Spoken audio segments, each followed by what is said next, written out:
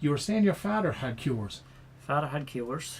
He cured warts, he cured verrucas, he also cured the shingles, and he'd stop the blood. Anybody, but humans or animals bleeding, he was able to stop that. And people came from all over. People came from England, from different counties all over. Wouldn't be a night of the week I go by that wouldn't be one or two people at the house wanting warts or verrucas or something cured. Or the shingles was gone very common in the last few years before he died, and for as long as he was able, he was doing it. And what did he have? He had a prayer. He had a prayer. The shingles, he cured the shingles with the blood of a chicken. The blood of a chicken cured the shingles, and it was a straw, the knot on a barley straw, and a prayer. That's what he cured the warts and the verrucas with. And the blood was a prayer that he was able to stop the bleeding with prayer. And that's safe. That were sculling. That's when people would be sculling cattle years ago, or if an animal got cut, or something happened, a person was bleeding. I remember an old man years ago didn't really believe in it, and his sister rang one night, or got a message to the father one night to get the father to stop him. He was after getting blood transfusions and everything, and a few days later, when the man was well again and talked, someone said, "George Graham stopped you from bleeding." "Sure, I stopped when I had no blood left in me." And that was his answer, that when he had no blood left he stopped, and the clot didn't heal up, but it did work.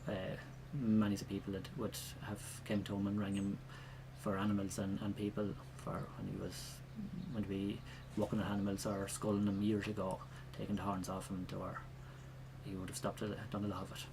And your father George passed it on to your sister then? He passed it on to a sister of mine, Mary, and she's can still stop the blood, and she'll do the warts and the verrucas. She doesn't do the shingles, because with all the different things today and you're using the blood and different diseases and that out, she didn't take that on, but she does the warts and the verrucas and the blood.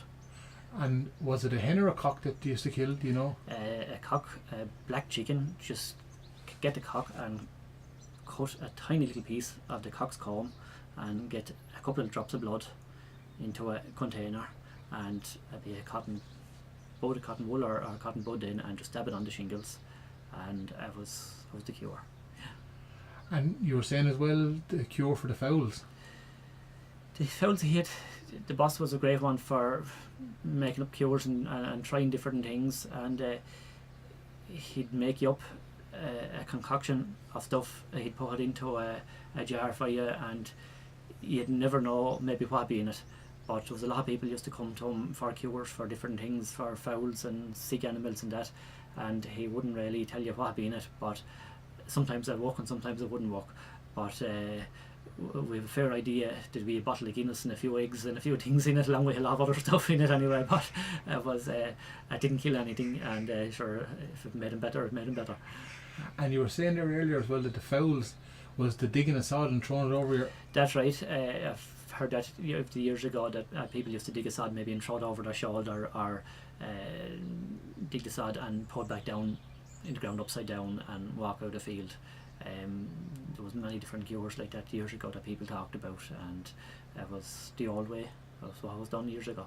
And the fowls were basically when the cows would get scaldy feet. Cows would get sore feet, maybe walking or standing out in muck maybe for length of time or different. It was it's very common, and weren't as common there for years, and now it's getting kind of common enough again, I suppose, with the numbers of animals going up and things, but there's different cures for it now, but years ago that's what was done.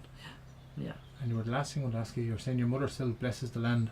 The mother blessed the land every Easter. After the Easter water, she'd have her bottles of water, and you'd be handed the bottles of water to go around and sprinkle a drop of water on all the land and the machinery and animals in the house, and any of the chaps or anything that'd be around everything will be blessed. Even the dogs? The dogs, everything, cats, anything you'd be around, you get sprinkle of holy water. Yeah. It sure didn't do any of us any harm anyway. No.